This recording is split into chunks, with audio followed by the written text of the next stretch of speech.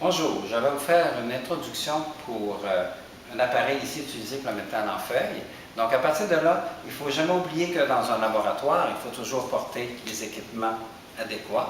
Donc ici, toujours lunettes de protection ou les verres correctifs qui sont acceptés. Okay. Et à partir de là, toujours pour ceux qui ont des cheveux légèrement longs, toujours les attacher vers l'arrière, porter le linge qui n'est pas ample, ainsi que des souliers fermés, pantalons longs a priori, d'accord? Et ainsi que des gants. Pourquoi les gants? Étant donné qu'on va utiliser le métal en feuille qui est relativement mince, il y a toujours des possibilités de coupure sur la pièce qu'on veut travailler et aussi sur les rechutes à l'arrière, qui sont très, très importants, qu'on va récupérer éventuellement. Donc, très important, toujours, lunettes de protection, ouverts correcteurs acceptés, ainsi que des gants. Donc, prochaine étape, on va utiliser la machine avec son système de sécurité, d'accord? Fait qu'ici, on peut voir qu'a priori, un système de cache a été rajouté pour éviter d'avancer les doigts trop proches du couteau, d'accord?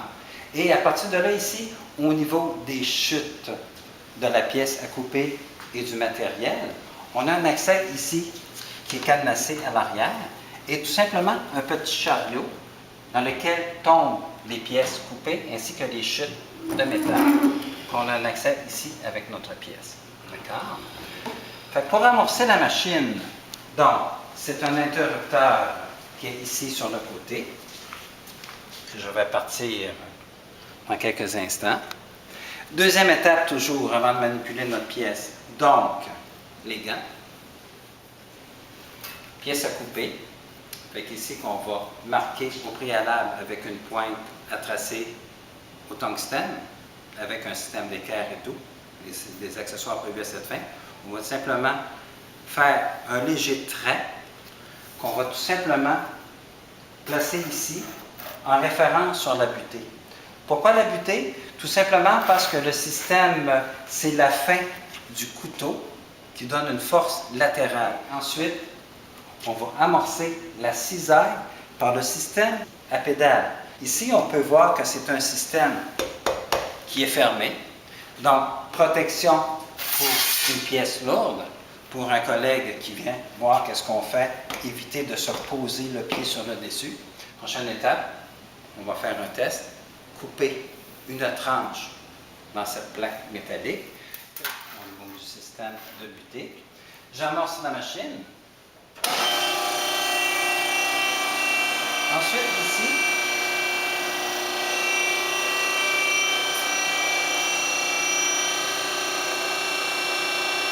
ici, de haut, ça me permet de voir mon trait au niveau de la coupe. Je maintiens la pièce avec les deux mains et à partir de là, j'appuie. Voilà. J'ai coupé une tranche de métal ici qu'on peut regarder au niveau de la chute. Ici à l'arrière, le bac de récupération de notre pièce est ici. On replace le bac au bon endroit. Et à partir de là, ici, on ferme la machine. Donc, ici, toujours dans le matériel utilisé pour le métal en feuille ainsi que les accessoires, ici, j'ai deux poinçonneuses. Donc, poinçonneuse ici pour faire des trous ronds et ici, poinçonneuse pour des trous oblongs. À partir de là, ici, lorsque l'on veut percer, on peut s'apercevoir qu'il y a un certain gap ici au niveau de la poinçonneuse, qui fait que même si on essaie en forçant d'insérer les doigts, on n'atteindra jamais le système de poinçon. C'est valide pour les deux appareils. Okay? Donc à partir de là ici, évidemment, ces machines-là sont prévues toujours pour le même type d'acier, avec la même épaisseur, soit du 20 gauge, okay? Utilisé aussi à la cisaille.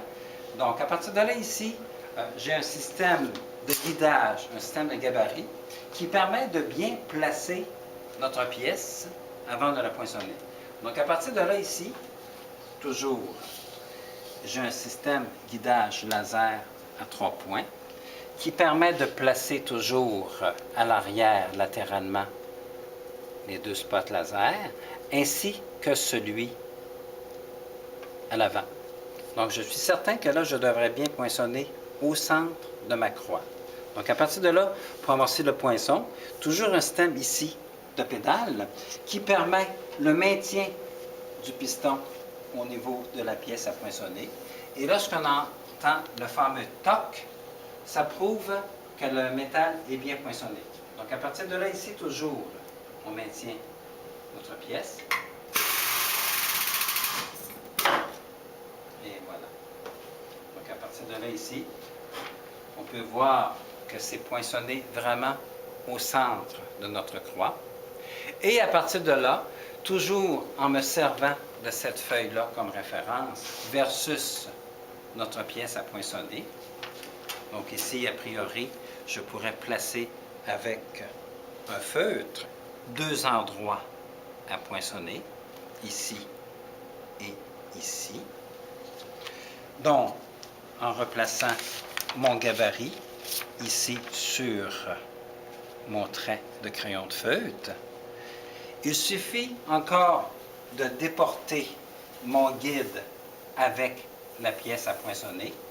Donc, toujours guide laser.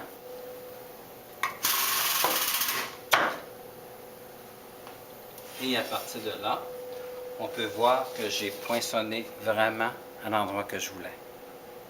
Lorsqu'on a terminé, interrupteur, on ferme l'alignement laser qui est ici.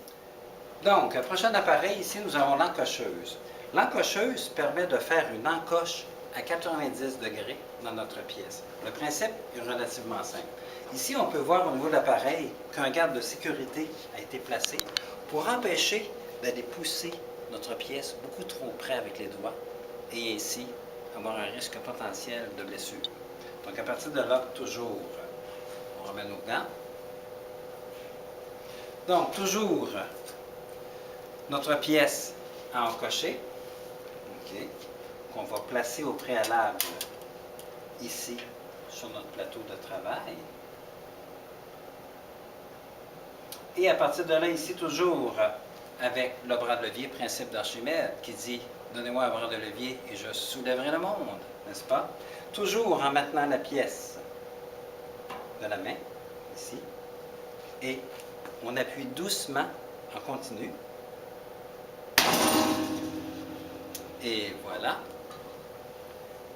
Ce qui permet de faire une encoche en V très propre à 90 degrés. Donc ici, prochain appareil, la plieuse. La plieuse permet toujours de plier une pièce relativement mince, toujours le 20 gauge, une pièce un peu moins d'un demi-millimètre. Donc à partir de là, ici, j'ai différents gabarits, étant donné que l'appareil est utilisé pour 2-3 laboratoires. Donc à partir de là, ici, j'ai un système de maintien, un plateau qui est fixe, ainsi qu'un système comme cela. Donc, démonstration, ici, je vais placer ma pièce au niveau du point de l'encochage. À partir de là, système pour maintenir notre pièce, comme ça ici, comme ça ici. Et à partir de là, le mouvement de 90 degrés. Donc, voyons voir ce que ça donne. Donc ici, plié à 90 degrés. Et à partir de là, ici, l'encoche, on va refaire un deuxième pli à 90 degrés. Ici, le dégagement du matériel permet au morceau aussi de se rabattre et de venir appuyer les deux côtés ici pour faire le mouvement de 90 degrés. D'accord? Fait qu'ici, au niveau des plaques de maintien, il y a différentes ouvertures pour permettre le dégagement ici pour le rabat de la deuxième section. Voyons voir.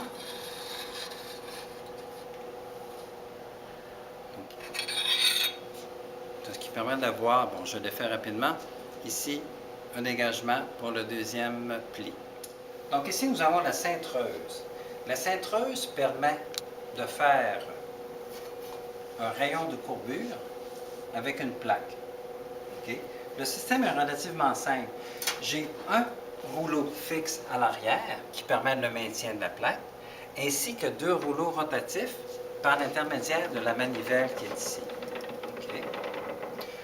Le rouleau fixe à l'arrière a un système d'ajustement par l'intermédiaire des vis qui sont ici, 2 vis, qui permet, en dévissant simultanément, d'ajuster le rouleau arrière et ainsi donner le rayon de courbure voulu à notre plaque.